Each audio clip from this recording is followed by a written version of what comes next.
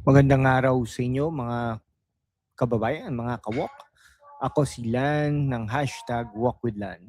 At ngayon, sasabihin ko sa inyo, tapos na ang pagiging alipin ng trends at impulse buys. Welcome to my Buy Nothing Rebellion sa Pilipinas, saan halos lahat ng bagay ay trending sa TikTok at sales sa Shopee.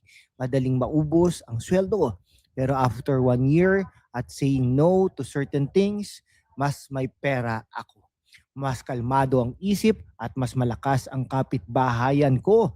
Today, ibabahagi ko ang 6 na bagay na tumigil na akong bilihin at bakit ito ang pinakamagandang desisyon ko dito sa Pilipinas.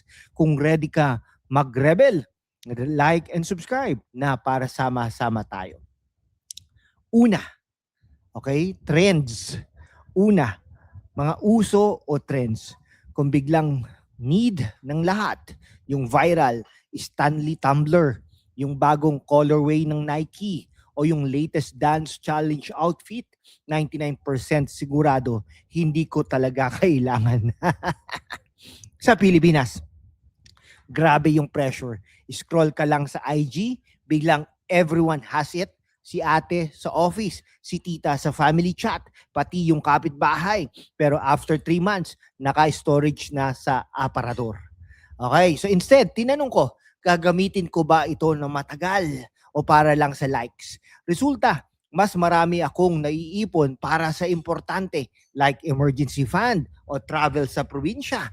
Rebellion tip, unfollow muna yung mga influencer na puro hauls. Try mo, ang gaan ng feed mo.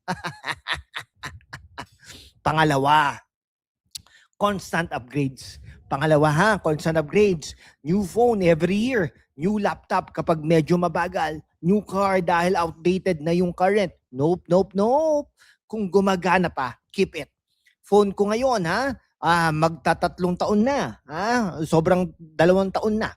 And I'm planning to use this phone for the longest time. Ito po yun, iPhone 15. Okay, medyo napag-gastos po ako ng unang 2 taon pero gagamitin po natin siya ng 8 taon. Sige, di po ba? Hindi na tayo bibili ng phone. Ano na lang tayo, SIM only. Okay? Talagang bakit magpapalit ka kung hindi naman broken? Sa Pilipinas, sobrang dali maging victim ng upgrade culture dahil sa 0% installment sa malls. Pero yung interest, yung monthly na binabayad mo, sayang, di ba?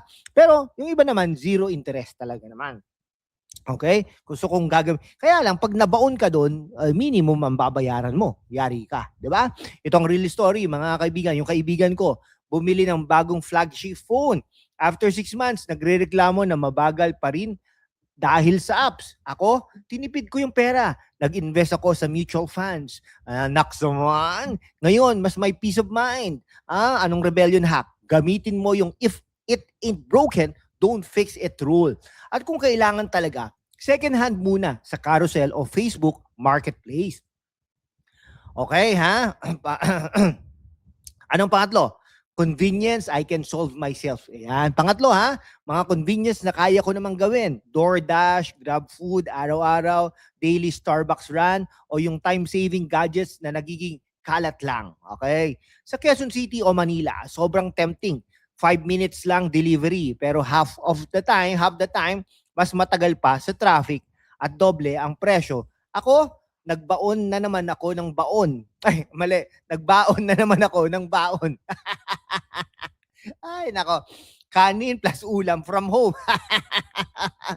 Okay, mas healthy, mas mura, at mas masarap pa minsan. Coffee. Ngayon, French press plus Barako beans from market. 50 pesos lang per cup versus 200 pesos sa labas. No? Anong rebellion motivation? Sa bawat no sa delivery, parang nagsisave ka ng 200 to 500 pesos. Multiply by 20 days, 4,000 to 10,000 pesos monthly. Pwede nang magpang-grocery o ayuda sa pamilya. Okay. Number 4. Products that fix made-up problems. Pang-4, mga produkto na nagsusolve ng problema na gawa-gawa lang. anti-aging cream na 5,000 pesos para sa natural na tumatanda, o gadget na organize your life pero kailangan mo lang talagang maglinis. Kaya may natututunan po tayo dito sa ating vlog. No? Sa Pilipinas, maraming ads na para maging productive ka, pero ang totoo, discipline lang kailangan, hindi bagong planner o app subscription. Ako, tinigil ko yung pagbili ng mga miracle supplements o productivity tools. Sa halip, early sleep, exercise sa park, at journaling sa ordinary notebook. Resulta, mas healthy at mas focus. Tanungin mo, kailangan ko ba talaga ito o tinatamad lang ako? Discipline is equal to pesos. Yan. Okay, ano na ang susunod? Number 5, cheap stuff built to break. Panglima, cheap stuff na built to break. Yung 500 pesos na earphones na sira after 2 weeks o yung damit mula fast fashion na gusgusin agad. Yan po. Tayo, kita nyo naman, may mga ano po tayo, gamit na talagang mamahalin pero pang matagalan. Yan, dito sa atin, mura sa divisoria o ukay-ukay pero madalas mas mahal sa long run dahil paulit-ulit na bumibili. Anong rebellion tip natin? Buy less, buy better, or buy nothing. Invest sa quality. Isang magandang stainless tumbler na tatagal years o second hand na maayos na sapatos. At kung kailangan talaga, sumali sa Buy Nothing groups dito sa FB. Sa FB, libre from neighbors. Maraming Pinoy groups like Buy Nothing Philippines. Nakakuha na ako ng libre na blender at the bit doon. Win-win. Alam nyo na yon. Okay. Pang-anim, companies I don't believe in. Ayan. Pang-anim, companies na hindi ko pinaniniwalaan. Where you spend is a vote. Giant corporations, chasing trends, exploiting workers, o nagdudulot ng waste. Pass tayo doon, mga kababayan, mga kaibigan sa Pilipinas. Okay, sa Pilipinas, mas gusto ko suportahan yung local, yung sari store sa kanto, yung palengke vendors, o small Pinoy brands na sustainable. Halimbawa, bumili sa ukay-ukay sa Quezon City Circle o sa mga local coffee roasters. Yan. Bakit? Dahil kapag binayaran mo yung malalaki, sila yung lalong lumalaki.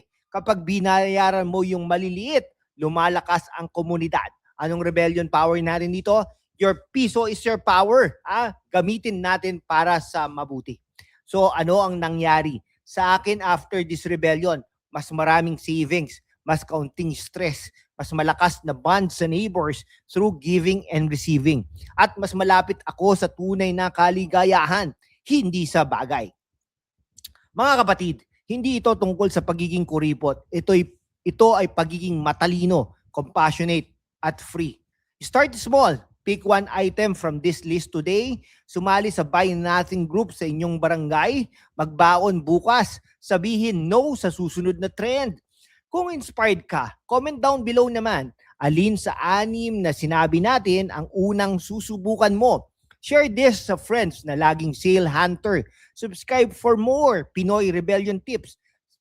Sama-sama natin gawin pa mas simple, mas sustainable at mas masaya ang buhay dito sa Pilipinas. Salamat at God bless.